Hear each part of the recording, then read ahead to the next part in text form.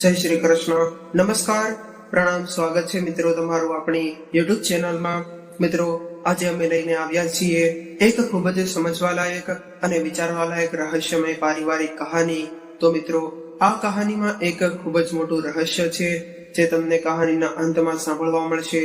તો મારી તમને વિનંતી છે કે આ વિડીયોમાં અંત સુધી જોડાયેલા રહેજો અને કહાની પસંદ આવે તો વિડીયોને લાઈક, શેર અને નવા હોય અને આ ચેનલને સબસ્ક્રાઇબ ન કરી હોય તો આ ચેનલને સબસ્ક્રાઇબ પણ જરૂરથી કરી લેજો, જેથી અમારા નવા આવનારા વિડીયોની માહિતી તમારા સુધી સૌથી પહેલા પહોંચે.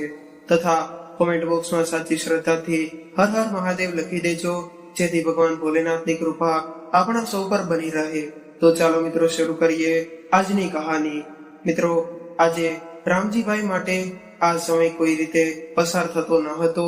એમને મનમાં એવું લાગી રહ્યું હતું કે કાશ મારી પાસે આંખો હોત તો હું ઉડીને એક ક્ષણમાં મારી દીકરી પાસે પહોંચી જાત. એવું વિચારતા રામજીભાઈના હૃદયમાં ગભરાહટ થઈ રહી હતી અને મન ચિંતાગ્રસ્ત હતું. તેમના મનમાં જાણે કંઈક અવનવા વિચારો આવી રહ્યા હતા અને એમના મનમાં એ વિચારોનું વાવાઝોડું તોફાન મચાવી રહ્યું હતું અને તેઓ પોતાની દીકરી માટે એટલા વ્યાકુળ બન્યા હતા કે એમના મનમાં દીકરીને લઈને કંઈક સારા નરસા વિચારો આવી રહ્યા હતા. દીકરીની શું પરિસ્થિતિ હશે તે જોયા પછી જ ખ્યાલ આવે. આજે સવારમાં જ અમિત કુમારનો ફોન આવેલો કે તેમની દીકરી કોમલ જ્યારે રસોઈ બનાવતી હતી અને એ સમયે દાઝી ગયેલી છે અને તેને હોસ્પિટલમાં લઈ જવામાં આવી છે અને જેમ બને તેમ વહેલાસર અહીંયા પહોંચી જજો. બસ આટલું સાંભળતા જ રામજીભાઈના પગ પાણી થઈ ગયા અને તેમની પત્ની શારદાબેનનો ફસડાઈ ગયા હતા. હજી તો શું પરિસ્થિતિ છે તે ત્યાં ગયા પછી જ ખબર પડે. ત્યારે રામજીભાઈ પોતાના મનમાં બોલે કે મારી દીકરી અત્યારે જીવન મરણ વચ્ચે ઝોલા ખાઈ રહી છે. એ કોના કારણે? અમારા જ કારણે અમે એને એના સાસરિયામાં રહેવા માટે મજબૂર કરી હતી. શા માટે અમને એનું દુઃખ ના દેખાયું અને શા માટે અમે એને સમજી ન શક્યા? હે ભગવાન, અમને એવી તો કુબુદ્ધિ સૂઝી આવી કે અમે અમારી દીકરીનું દુઃખ પણ ન જોઈ શક્યા અને એને ઊંડા કૂવામાં ધકેલી દીધી. આવું મનમાં જ વિચારીને રામજીભાઈ પોતાને જ દોષ આપી રહ્યા હતા અને હજી તેમને 2 કલાકનો રસ્તો કાપવાનો બાકી હતો. ત્યારે રામજીભાઈની પત્ની તો રડી રડીને બેહાલ બની ગયા હતા અને રામજીભાઈ પણ અંદર ને અંદર ખૂબ જ તૂટી ગયા હતા. તો પણ તેઓ તેમની પત્નીને સંભાળવા માટે અંદરથી મજબૂર બની રહ્યા હતા અને તેઓ તેમની પત્નીને આશ્વાસન આપી રહ્યા હતા કે શારદા, જો આપણી દીકરીને કશું થવાનું નથી, તું ચિંતા ન કરીશ. હમણાં જ આપણે તેની પાસે પહોંચી જશું, બધા સારવાર થઈ જશે. આમ બોલીને તેઓ તેમની પત્નીને તો દિલાસો આપી રહ્યા હતા, પરંતુ તેઓ તેમના મનને કેવી રીતે સમજાવે અને તેઓ વારે વારે અમિત કુમારને ફોન કરીને કોમલ વિશે બધી જ જાણકારી મેળવી રહ્યા હતા અને તેમની જાણકારી પ્રમાણે હાલમાં કોમલની તબિયત ખૂબ જ ગંભીર હતી અને આ પરિસ્થિતિમાં તેઓ પોતાની જાતને સંભાળવા માટે અંદરથી મજબૂર બની રહ્યા હતા અને તેમની પત્નીને સંભાળી રહ્યા હતા. તેમને મન તો થતું હતું કે પોક મૂકીને રડે છે, પરંતુ પોતે જ ઢીલા પડી જશે તો તેમની પત્નીને શું થશે, જે પહેલેથી જ પડી ભાંગી છે. આથી તેઓ પત્નીને આશ્વાસન આપી રહ્યા હતા. ત્યારે રામજીભાઈ પોતાની દીકરીના વિચાર કરતા કોમલના બચપનના દિવસોમાં ખોવાઈ ગયા હતા અને તેમની માટે તેનું ચિત્ર સ્પષ્ટ દેખાઈ રહ્યું હતું કે કેવી રીતે તેમની દીકરી રમતી ઝૂમતી, નાચતી કૂદતી, બધાને હસાવતી અને ક્યારેક સાસરે ચાલી ગઈ તેની તેમને ખબર જ ન પડી. પછી તેમના મનમાં વિચાર આવ્યો કે શું મેં મારી દીકરીના સપના કોઈ દિવસ સાંભળ્યા છે અને તેને પૂરા કરવાનો કોઈ દિવસ વિચાર પણ કર્યો છે? ત્યારે તેમના મનથી જવાબ આવ્યો કે ના, નહીં, ક્યારેય પણ નહીં. મેં મારી દીકરીના મનને સમજવાનો પ્રયત્ન ક્યારેય નથી કર્યો. તો પછી મેં એક બાપ થઈને મારી દીકરીના સપના પૂરા કરવાનો વિચાર ક્યારેય નથી કર્યો. તો પછી તેના સાસરિયા વાળા તો પારકા છે, તેમની પાસેથી મારી દીકરીની શું આશા રાખી શકે? આવી રીતે મનમાં ને મનમાં રામજીભાઈ પસ્તાવો કરી રહ્યા હતા. મોટા શહેરના નંદનવન વિસ્તારના એક નાની પોળમાં રામજીભાઈનું કુટુંબ રહેતું હતું. તેમને એક દીકરો અને એક દીકરી. એમાં મોટી દીકરી કોમલ અને નાનો દીકરો નિખિલ. બંને વચ્ચે માંડ 3 વર્ષનો ગેપ હશે. રામજીભાઈ તેમના સમાજમાં સારી એવી ઇજ્જત અને આબરૂ ધરાવતા હતા. તેમનો પરિવાર ખાતે પીતે ખૂબ જ ખુશી સુખી હતો અને તેમના દિવસો આનંદમય પસાર થતા હતા. રામજીભાઈ એક પ્રાથમિક શાળામાં શિક્ષકની નોકરી કરતા હતા અને એમના પત્ની શારદાબેન ઘરકામ કરીને બાળકોને સંભાળતા હતા. તેમના બંને બાળકો ભણવામાં પણ ખૂબ જ હોશિયાર હતા. રામજીભાઈનો સ્વભાવ થોડો ગરમ હતો, તેથી તેમના ઘરમાં તેમની સામે કોઈ ઊંચા અવાજે બોલતું નહીં. રામજીભાઈ જેવા પોતાના ઘરમાં આવે કે ઘરનું વાતાવરણ એકદમ શાંત થઈ જતું. રામજીભાઈ થોડા જૂના રીત રિવાજમાં અને સંસ્કારોમાં માનનાર વ્યક્તિ હતા. પોતાના સમાજમાં માન મર્યાદા, ઇજ્જત આબરૂ આ બધું એમના માટે ખૂબ જ મહત્વનું હતું. તેમની દીકરી કોમલ હવે તો 12મા ધોરણમાં આવી હતી અને ખૂબ જ મહેનત કરીને કોમલ 12મા ધોરણમાં સારા એવા ટકા સાથે પાસ થઈ ગઈ. ત્યારે કોમલ 12મા ધોરણમાં પાસ થઈ. આ સાંભળીને રામજીભાઈ ખૂબ જ ખુશ થયા હતા. તેમને તેમની દીકરી ઉપર ગર્વ આવ્યો હતો. તેમને તેમની દીકરી ઉપર ગર્વ થઈ ગયો હતો અને એમણે તાત્કાલિક જ પોતાની દીકરીનું એડમિશન સારી એવી કોલેજમાં કરાવી આપ્યું હતું. હવે તો કોમલ મન દઈને કોલેજમાં ભણવા લાગી હતી. કોમલનું સપનું હતું કે એર હોસ્ટેલ બને, પરંતુ નસીબને કંઈક અલગ જ મંજૂર હતું. કોમલ હવે તો મન રાખીને ભણવા લાગી છે. એના મનમાં બસ એક સપનું ચાલે છે, એર હોસ્ટેસ. એમ કરતા કરતા કોલેજનું 1 વર્ષ પૂરું થઈ ગયું અને એક દિવસ ન્યૂઝપેપરમાં એર હોસ્ટેલની જાહેરાત આવી. કોર્સ બાદ તુરંત જ જોબ. આ જાહેરાત વાંચીને કોમલના સપનાને જાણે રૂપ લઈ ગયું હોય અને તે જાહેરાત વાંચીને તુરંત જ તેના મમ્મી પાસે ગઈ અને તેમને એ જાહેરાત દેખાડી અને પોતાની ઈચ્છા વ્યક્ત કરી. ત્યારે તેમની મમ્મીએ તેને કીધું કે બેટા, તું એર હોસ્ટેસ બનવા માંગે છે, પરંતુ તારા પપ્પાને જાણે છે ને કે તે તને આ લાઈનમાં નહીં જવા દે. તેઓ ખૂબ જ રૂઢિચુસ્ત વ્યક્તિ છે. તો પણ તારી ઈચ્છા છે તો હું તારા પપ્પા સાથે જરૂર વાત કરીશ. ત્યારે કોમલે તેની મમ્મીને તેના પપ્પાને મનાવવા માટે ખૂબ જ ફોર્સ કર્યો. સાંજે જ્યારે રામજીભાઈ ઘરે આવ્યા ત્યારે કોમલના મમ્મીએ એર હોસ્ટેસ વાળી વાત રામજીભાઈને કરી કે આપણી કોમલ એર હોસ્ટેસ બનવા માંગે છે અને તેનું ફોર્મ ભરવા માટે તમારી પરવાનગી માંગે છે. આટલું સાંભળતા જ રામજીભાઈને ગુસ્સો આવી ગયો અને તેઓ બોલ્યા, તું શું ગાંડી થઈ ગઈ છે કે શું? આપણી દીકરી શું બનવા માંગે છે અને એની ખબર છે અને આપણો સમાજ પણ આપણને શું કહેશે. મારી તો ઈચ્છા છે કે કોમલ શિક્ષક બને. એર હોસ્ટેસનો ટાઈમ ક્યારેય દિવસ તો ક્યારેય રાતનો હોય છે. ગમે ત્યારે ક્યાં કેટલા દિવસ બહાર રહેવું પડે, કયા દેશમાં કયા રાજ્યમાં જવાનું હોય કે રોકાવું પડે. આપણી દીકરી ઘરે ક્યારે આવે? શું આપણે આપણી દીકરીને આવા સંસ્કાર આપ્યા છે? અને દીકરી એકલી ઘરની બહાર જશે તો તેના ઉપર જમાનાની અસર પડવાની જ છે. એટલે મારી ઈચ્છા છે કે આપણી દીકરી એર હોસ્ટેસ ના બને. અને પોતાનું સારું ખરાબ નથી સમજી શકતી, પરંતુ હું બરાબર સમજી શકું છું તેની માટે શું યોગ્ય છે અને શું યોગ્ય નથી. આટલું સાંભળતા રામજીભાઈના પત્ની શારદાબેન પાછી હિંમત કરીને બોલ્યા કે એની ઈચ્છા છે તો એને એ કોર્સ કરવા દો ને.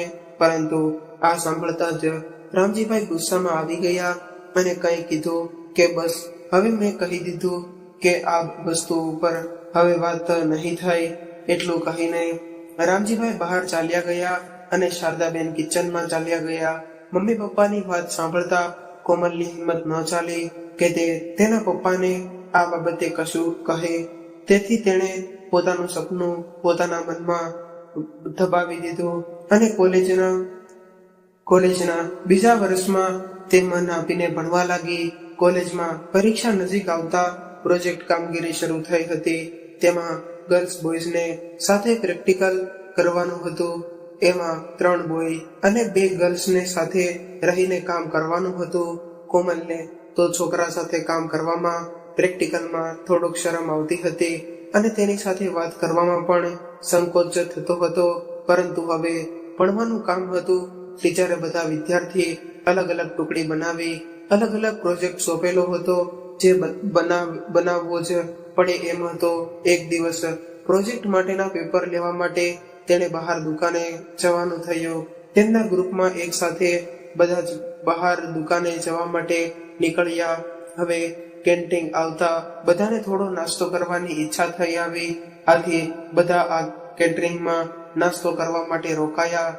બોયઝ સાથે નાસ્તો કરતા કોમલને સંકોચ થતો હતો, પરંતુ તેની સહેલીના ફોર્સને કારણે તે પણ નાસ્તો કરવા ચાલી ગઈ અને ત્યાં તેઓ નાસ્તો કરતા કરતા મજાક મસ્તી કરતા હતા.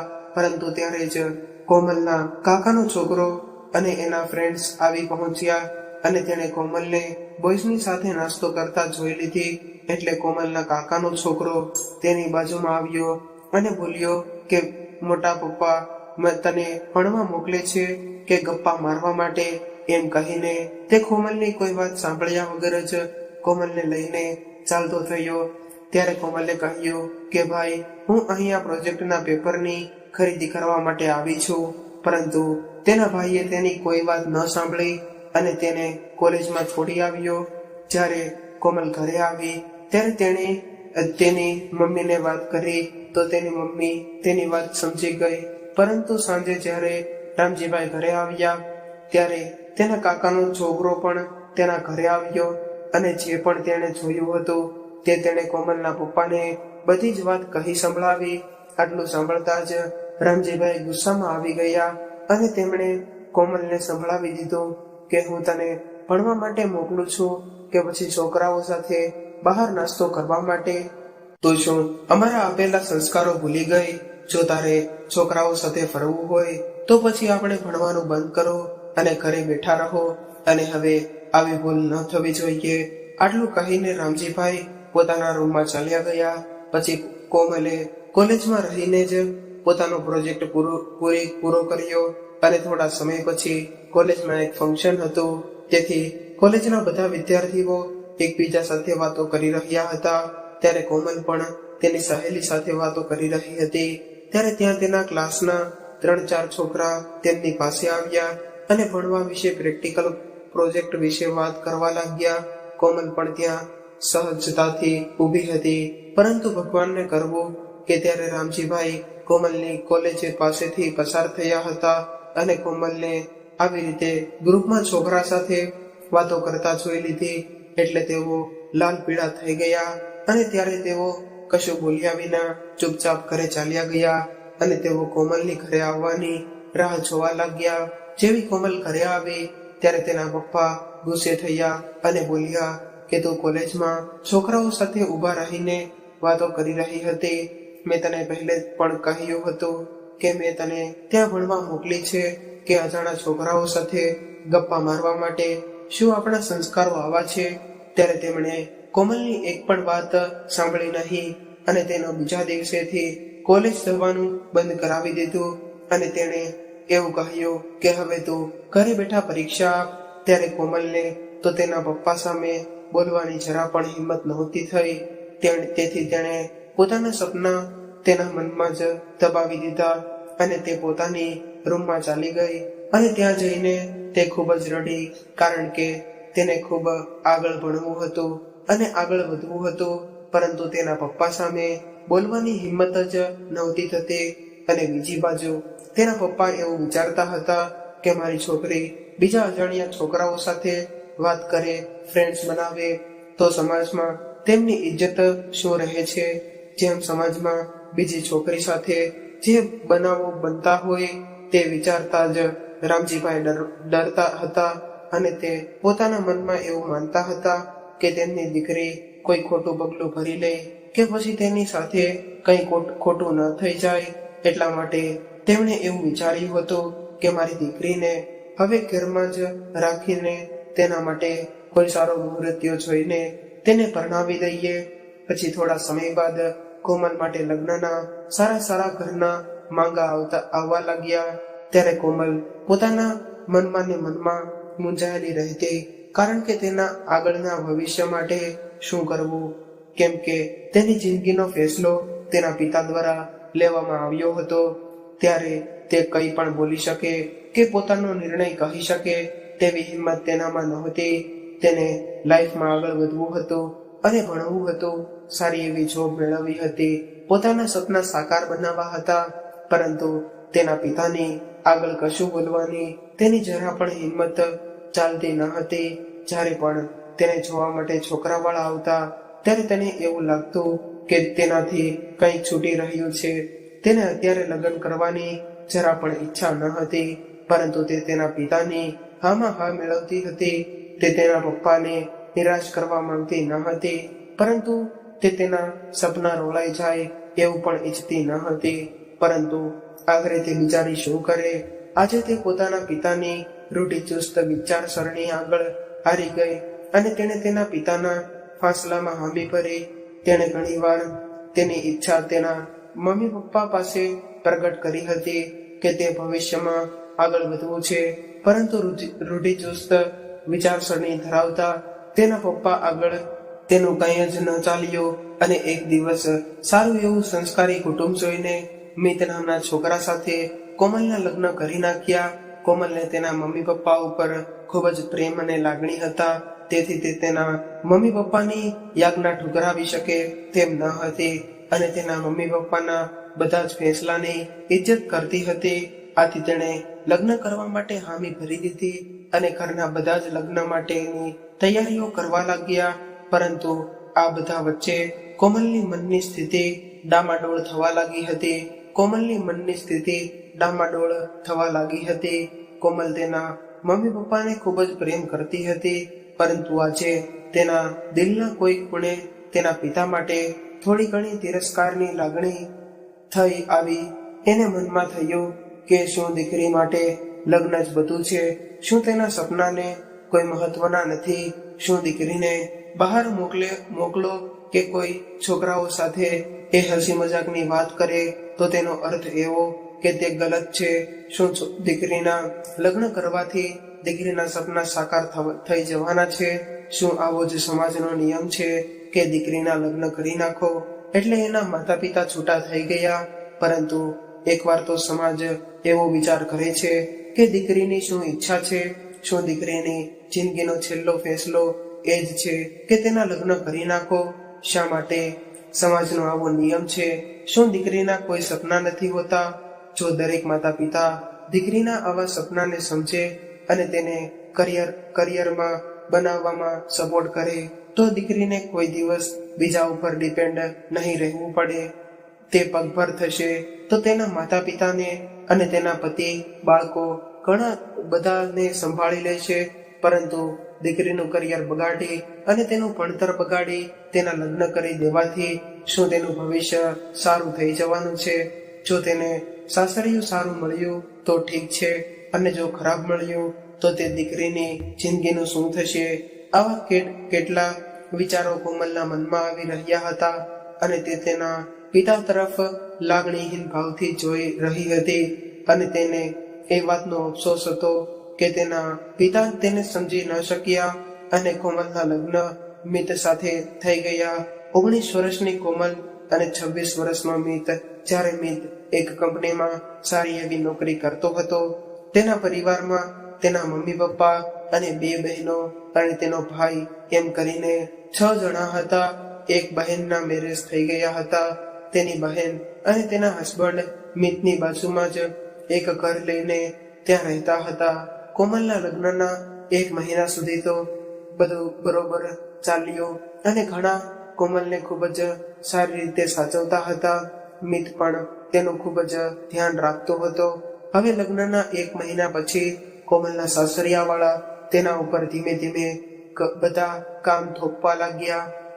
કોમલને તેના સાસુ સવારે 5 વાગ્યે ઉઠાડે અને ત્યારથી લઈને મોડી રાત સુધી કોમલનું કામ ચાલ્યા જ કરતું. ઘરના કામમાંથી ફ્રી થાય તો તેની સાસુ તેની માટે સાડી કટિંગનું કામ લઈ આવે અથવા તો કોઈ છૂટક કામ, કોઈ નાનું મોટું કામ લઈ આવે, કેમ કે તેને મિતના લગ્નનો ખર્ચ કાઢવાનો હતો. તેથી કોમલને થોડો પણ આરામ મળતો ન હતો અને જો ઘરમાં થોડી ઘણી એની ભૂલ થઈ જાય આવે તો બધા જ તેની ઉપર ચડી જતા અને તેને બોલવા લાગતા. તેની સાસુનો અસલી રંગ હવે ધીમે ધીમે દેખાવા લાગ્યો હતો. તે તેને ઘરના કામમાં કોઈ થોડી ઘણી પણ હેલ્પ ન કરાવે. કોમલનો બસ મૂંગા મોઢે બધું સહન કરીએ રાખતી અને કામ કરીને જતી, અને તેની બંને નણંદો પણ કોમલને બોલવાનો મોકો છોડતી ન હતી અને વારે ઘડીએ તેના લગ્નમાં થયેલા ખર્ચો ગણાવ્યા કરતી અને સાથે સાથે મિતના ભણવાનો ખર્ચો પણ કોમલને બતાવ્યા રાખતી અને અહેસાન જતાવ્યા રાખતી. ત્યારે કોમલ આ બધું મૂંગે મોઢે સાંભળીને કામ કર્યા રાખતી. તેણે પોતાનું ભાગ્ય અહીં જ માની લીધું હતું. હવે એક દિવસની વાત છે. કોમલ જ્યારે કપડાં ધોઈ રહી હતી ત્યારે તેના સસરાના પેન્ટના ખીચામાં થોડાક પૈસા હતા અને તે કપડા સાથે ધોવાઈ ગયા અને પાછળથી તેના સાસુને આ વસ્તુની ખબર પડી તો તેણે કોમલને ઘણું બધું ખરું ખોટું સંભળાવ્યું. ત્યારે કોમલે તેની માફી માંગી તો પણ તેમણે તેનું બોલવાનું ચાલુ જ રાખ્યું. આથી કોમલે ધીમેથી સામે જવાબ આપ્યો, પરંતુ આ વાતને કોમલની સાસુએ પડકી રાખી અને ઘરમાં મોટો હોબાળો મચાવી દીધો. અને રાત્રે જ્યારે મિત ઘરે આવ્યો ત્યારે તેણે કોમલના વિરુદ્ધ ચડિયામણી કરી તો મિત તેની મમ્મીની વાત સાંભળીને ઉશ્કેરાઈ ગયો અને કોમલ ઉપર હાથ ઉપાડી લીધો અને કોમલને એક પણ વાત તેણે ન સાંભળી. હવે તો કોમલની થોડી પણ ભૂલ થઈ આવે તો બધા જ તેની સાથે ઝઘડો કરતા અને મિત હવે તો તેના ઉપર હાથ પણ ઉપાડવા લાગ્યો હતો. તેના રૂઢિચુસ્ત ઘરમાં હવે વહુનો દરજ્જો એક કામવાળી જેવો અને ખાલી ચૂપચાપ ઘરનું કામ કરવાનું અને બધાની સેવા કરવાની. બિચારી કોમલ પહેલેથી જ એકદમ ભોળી અને ડાઈ છોકરી હતી. તે ચૂપચાપ બધું સહન કરી જતી હતી. હવે એક દિવસની વાત છે. કોમલના ઘરમાં તેના દિયર એ થોડા પૈસાની ચોરી કરી અને ઘરમાં ચોરી થયાની જાણ થતા કોમલની સાસુએ બધાનો સામાન તપાસ્યો અને તેમાં તેના દિયરની ચોરી પકડાઈ ગઈ. પરંતુ તેની સાસુએ કાવતરું કરીને કોમલના બેગમાં પૈસા મૂકી દીધા અને ચોરીનો આરોપ કોમલ ઉપર નાખી દીધો અને તેના છોકરાને નિર્દોષ સાબિત કરી દીધો. કોમલે આ બધી વસ્તુનો વિરોધ કર્યો તો તેણે કાંઈ જ નથી કર્યું. તેણે પોતાનો અવાજ ઉઠાવ્યો, પરંતુ ઘરમાં તેના સાસુનું ચાલતું હતું. આ માટે બધાએ તેના સાસુ કહે તેમ જ માન્યું અને ચોરી કરવા છતાં પણ તેની સાસુ સામે બોલવા માટે તેની નણંદે કોમલને ઢોરમાર માર્યો અને મિતે પણ તેને ખૂબ જ માર માર્યો. ત્યારે તો કોમલ રોજ રોઈને ચૂપ રહી ગઈ. બિચારી કરે તો પણ શું કરે અને તે મનમાં ને મનમાં પોતાનો કોસતી રહી. અને શા માટે તેણે દીકરી રૂપે જન્મ લીધો. જ્યારે 4 મહિના પછી કોમલ તેના પિયર ગઈ ત્યારે કોમલને જોતા જ બધા નવાઈ પામ્યા. પહેલા તો કોમલ ઓળખાય જ નહીં. ક્યારે તેનું શરીર સાવ લેવાઈ ગયું હતું. તે ખૂબ જ પાતળી થઈ ગઈ હતી. તેના શરીરમાં ખાલી ચામડી ચોટી હોય તેવું લાગી રહ્યું હતું. આંખો નીચે કુંડાળા પડી ગયા હતા. ગાલ અંદર બેસી ગયા હતા. ચહેરો એકદમ ફીકો પડી ગયો હતો. 19 વર્ષની કોમલ આજે 30 થી 35 વર્ષની લાગી રહી હતી. કોમલને જોતા જ તેના મમ્મી તો રડી પડ્યા અને કહ્યું કે બેટા, તને આ શું થઈ ગયું? ત્યારે કોમલે તેના સાસરિયાની બધી જ હકીકત તેની મમ્મીને કહી સંભળાવી. આ સાંભળીને કોમલના મમ્મીને ખૂબ જ દુઃખ થઈ આવ્યું. પછી કોમલના મમ્મીએ રામજીભાઈને બધી જ વાત કરી કે કોમલ સાથે તેના સાસરિયામાં આવું બને છે. કોમલે તેની મમ્મીને કહ્યું કે મમ્મી, હવેથી હું ત્યાં નહીં જાઉં. પ્લીઝ મને ત્યાં નહીં મોકલતી. હું ત્યાં ગઈ તો વધારે નહીં જીવી શકું. ત્યાં કોઈ મારી માણસ તરીકે ગણતરી નથી કરતા. ઘરમાં કંઈ પણ ભૂલ આવે તો તેમાં મારું નામ આવે અને થોડુંક પણ હું બોલું તો મને માર પડે. મમ્મી પ્લીઝ મને હવે ત્યાં નહીં મોકલતી. હું ત્યાં નહીં રહી શકું. આમ કહીને કોમલ તેની મમ્મીને ભેટી પડી અને ખૂબ જ રડી પડી. ત્યારે તેની મમ્મીએ તેને આશ્વાસન આપ્યું. હવે કોમલ તેના પિયરિયામાંથી આવ્યાને 8 દિવસ થઈ ગયા હતા. ત્યાં જ મિતનો ફોન રામજીભાઈ ઉપર આવ્યો અને કહ્યું કે તે આજે કોમલને તેડવા માટે આવે છે. જ્યારે રામજીભાઈએ તેને કોમલની હાલત વિશે કહ્યું ત્યારે મિતે કહ્યું કે કોમલ હજી સાસરિયામાં નવી છે એટલે તેને બધું અજીબ લાગે છે. પરંતુ થોડા સમયમાં તે સેટ થઈ જશે. તે જે તમને કહે છે એવું કંઈ જ નથી. અને મિતે થોડી ઘણી મીઠી વાત કરી અને સાંજે સાથે એમ પણ કહી દીધું કે જો કોમલ સવારે પાછી ન આવી તો આપણા બંને ઘરની બદનામી થશે અને સમાજમાં ઘણા બધા શું વાતો કરશે. ત્યારે રામજીભાઈ તો મિતની વાતોમાં આવી ગયા અને તેમણે કોમલને કહ્યું કે તને તેડવા માટે મિત આવે છે, માટે તું તારી જવા માટેની તૈયારી કરી લે. ત્યારે કોમલે તેના પપ્પાને આજીજી કરી કે પપ્પા, મારે ત્યાં નથી જવું, હું ત્યાં જીવી નહીં શકું, મરી જઈશ. પરંતુ રામજીભાઈએ કોમલને સમજાવી કે દીકરી, તારે તારા સાસરે તો જવું પડશે. અહીંયા આવી રીતે રહીશ તો બધા સમાજમાં શું વાતો કરશે કે જો દીકરીના લગ્ન થયા, દીકરી પાછી આવી ગઈ, અમારે સમાજમાં માણસોની બે વાત સાંભળવી પડશે. અને દીકરી, હવે તે તારું ઘર છે, એ માટે થોડું ઘણું જતું કરી દે અને થોડું સહન કરતા શીખ. હજુ તો તારે આગળ ઘણી બધી જિંદગી બાકી છે. અત્યારથી જ તું આમ કરીશ તો પછી આગળ કેવી રીતે જીવી શકીશ. ત્યારે કોમલના રૂઢિચુસ્ત પપ્પા તેની એક પણ વાત સાંભળવા માટે તૈયાર ન હતા અને કોમલને મિત સાથે તેના સાસરિયા મોકલી દીધી. કોમલ હવે તેના સાસરિયામાં આવી એટલે હવે કોમલની પહેલા જેવી જ પરિસ્થિતિ પાછી થઈ ગઈ હતી. હવે તો કોમલના સાસુ વધુ પૈસા કમાવા માટે છૂટક કામ તેના માટે વધુ ને વધુ લાવવા લાગ્યા. ક્યારેક કોમલને એ કામમાં કરવામાં રાતના 2 વાગી જતા અને આમને આમ કોમલના દિવસો પસાર થતા હતા. હવે તો કામના ભારણને લીધે કોમલના શરીરમાં થોડો તાવ પણ રહેવા લાગ્યો હતો અને જ્યારે તેણે ઘરમાં આ વિશે વાત કરી તો તેને દવાખાનેથી દવા લઈ લીધી. પરંતુ દવા પીને પણ તેને ઘરનું કામ તો કરવું જ પડતું હતું. તેના શરીરમાં લોહીની ચોખ્ખું ઉણપ દેખાઈ રહી હતી તો પણ તેણે ઘરનું કામ તો કરવું જ પડતું હતું. તેને કોમલ પોતાનું નસીબ સમજીને બધું જ સહન કરી જતી હતી. ક્યારેક ઘરનું વધુ પડતું કામ તો ક્યારેક બહારનું કામ અને ઘરમાં બધાના મેણાટોણા સાંભળવાના, બધાની કાળજી રાખવાની એ પણ ઓછું હોય એમ પોતાના પતિનો માર પણ ખાવાનો, આ બધું જ તેના જીવનનો એક હિસ્સો બની ગયો હતો. હવે એક દિવસની વાત છે જ્યારે આજે કોમલના ઘરે કોઈક મહેમાન આવેલા હતા અને મહેમાનોની આવતા સ્વાગતતા કોમલ આખો દિવસ ઘરના કામમાં રહી અને એનું બહારનું છૂટક કામ બાકી રહી ગયું. આથી એના સાસુએ તેને કહી દીધું કે જો કોમલ, આ કામ તો તારે આજે જ પૂરું કરવું પડશે. રાત્રે ગમે તેમ કરીને આ કામ પૂરું કર, કેમ કે કાલે તો આ માલ પહોંચાડવાનો છે. કોમલ આજે ઘરના કામથી ખૂબ જ થાકી ગઈ હતી અને તેના શરીરમાં તાવ ભરેલો હતો. તેથી તેણે તેની સાસુને કહ્યું કે મારી તબિયત આજે ખરાબ છે. પરંતુ તેની સાસુને લાગ્યું કે તે ખોટું બોલે છે અને તેણે કોમલની તબિયત અણદેખી કરીને તેને કામ સોંપી દીધું અને તેણે મિતને પણ કહી દીધું કે કોમલને આજે આ કામ બતાવવાનું છે. આથી મિતે પણ તેને શાનમાં સમજાવી કે તારે આ કામ કરવું જ પડશે. આથી કોમલે આખી રાત કામ કરીને એ કામ બતાવ્યું. ત્યાં તો સવારના 5 વાગી ગયા હતા અને હવે શરૂ થયું તો તેનું ઘરનું કામ.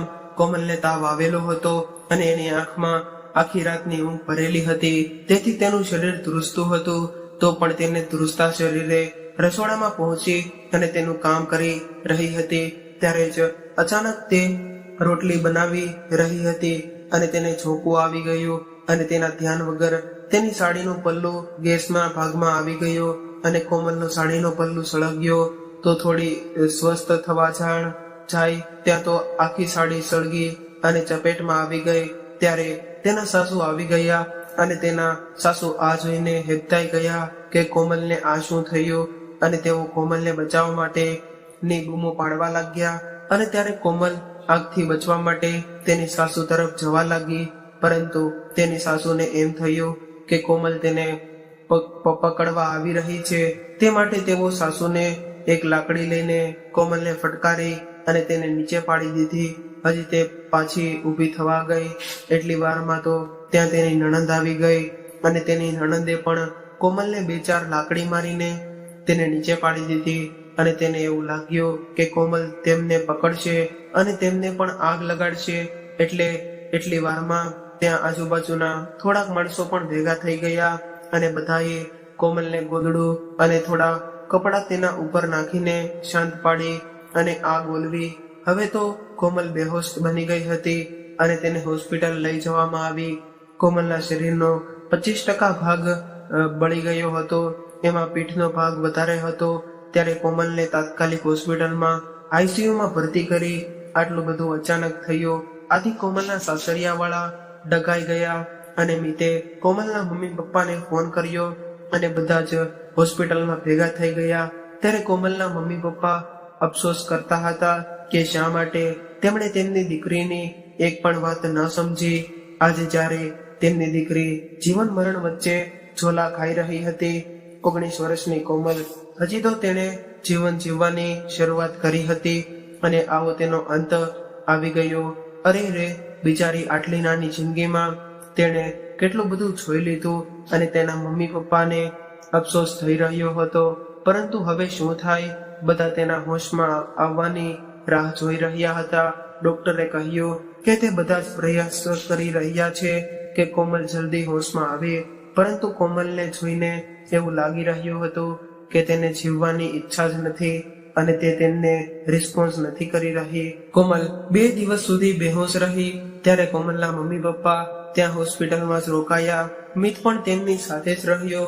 જ્યારે કોમલને હોશ આવ્યો ત્યારે સૌ પ્રથમ તો પોલીસે તેને મળવા માટે પહોંચી અને તેનું બયાન લીધું કે તેની આવી હાલત કોણે કરી. પરંતુ ત્યારે કોમલે કોઈનું પણ નામ ન લીધું અને જે હકીકત હતી તે પોલીસને જણાવી. એ મહિલાઓને મળી આવવા માટે કહ્યું.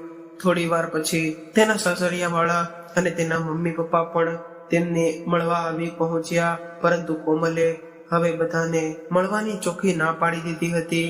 તેણે તેના મમ્મી પપ્પાને પણ મળવાની ના પાડી દીધી હતી. ત્યારે કોમલે તેના મમ્મી પપ્પાને કહ્યું કે મારી આવી હાલતના જિમ્મેદાર તમે જ છો, માટે હવે હું તમારા બંનેમાંથી કોઈ સાથે કોઈ પણ જાતનો સંબંધ રાખવા નથી માંગતી. હું જીવીશ પણ તમારી સાથે કોઈ પણ સંબંધ નહીં રાખું અને મરી જઈશ તો પણ કોઈ મને અગ્નિદાહ આપતા નહીં. એ હક પણ હું તમારાથી છીનવી લઉં છું. ત્યારે કોમલે એટલું કહીને બધાને બહાર નીકળવા માટે કહી દીધું. ત્યારે કોમલના મમ્મી પપ્પાએ ડોક્ટરને ખૂબ જ આજીજી કરી અને તેને મળવા માટેની, પરંતુ કોમલે તેને મળવાની ના પાડી દીધી હોવાથી ત્યાં હાજર ડોક્ટરોએ કોઈને પણ કોમલને મળવા માટે ન આવવા દીધા. પછી કોમલની તબિયતમાં સુધારો થવા લાગ્યો અને કોમલના સાજી થઈ ગઈ, પરંતુ તેના પીઠનો ભાગ બળી ગયો હતો. તે હવે પ્લાસ્ટિક સર્જરીથી સાજો થાય તેમ હતો. તો પણ કોમલ હવે ઘણા બધા અંશે સારી થઈ ગઈ હતી. હવે કોમલને હોસ્પિટલમાંથી રજા આપવાનો સમય આવી ગયો હતો. ત્યારે કોમલને લેવા માટે તેના મમ્મી પપ્પા અને તેના સાસરિયા વાળા બધા જ ત્યાં પહોંચી આવ્યા હતા. પરંતુ કોમલે હવે બધાને ચોખ્ખું કહી દીધું હતું કે હું તમારા આવા રૂઢિચુસ્ત સમાજમાં તમારા રૂઢિચુસ્ત વિચારો સાથે હું તમારી સાથે જીવી શકું તેમ નથી. અને તેને ચોખ્ખું કહી દીધું કે હવે હું તમારી સાથે નહીં રહી શકું. તેના પપ્પાને કહ્યું કે મારી આવી હાલતના જિમ્મેદાર સૌ પ્રથમ હું તમને જ માનું છું. મને ખબર છે તમે મને ખૂબ જ પ્રેમ કરો છો. મારી માટે તમારે ઘણી બધી લાગણી છે, પરંતુ એ લાગણી મારા માટે શું કામની છે? લાગણી પોતાની દીકરીને સારી જિંદગી ન આપી શકે અને તમારી એ લાગણી શું કામની જે પોતાની દીકરીને નર્ક સમાન દુઃખ ભોગવવા માટે લાચાર કરે? અને એ લાગણી શું કામની જે પોતાની દીકરીના સપના તેના પગ નીચે કચડી નાખે? પછી તેણે તેના સાસરિયાને કહ્યું કે તમે મને વહુ નહીં પણ ઘરની કામવાળી સમજતા હતા. હું પણ એક માણસ છું, મને પણ દુઃખ થાય છે. તમને તેના ખ્યાલ જ ન આવ્યો, પરંતુ તમને તમારા કામમાંથી જ મતલબ હતો.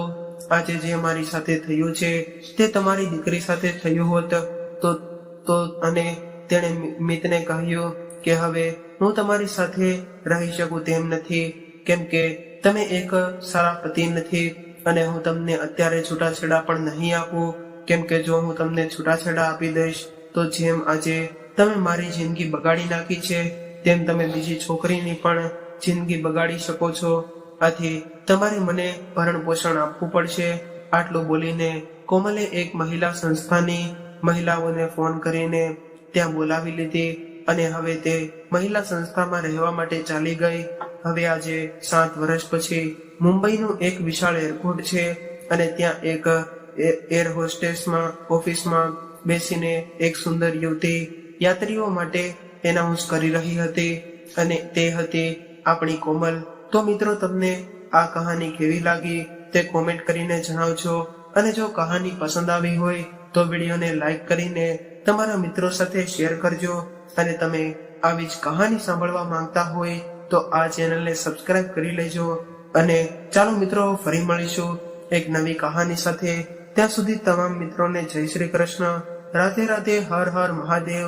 આ કહાનીને પૂરેપૂરી સાંભળવા માટે તમારો ખૂબ ખૂબ આભાર.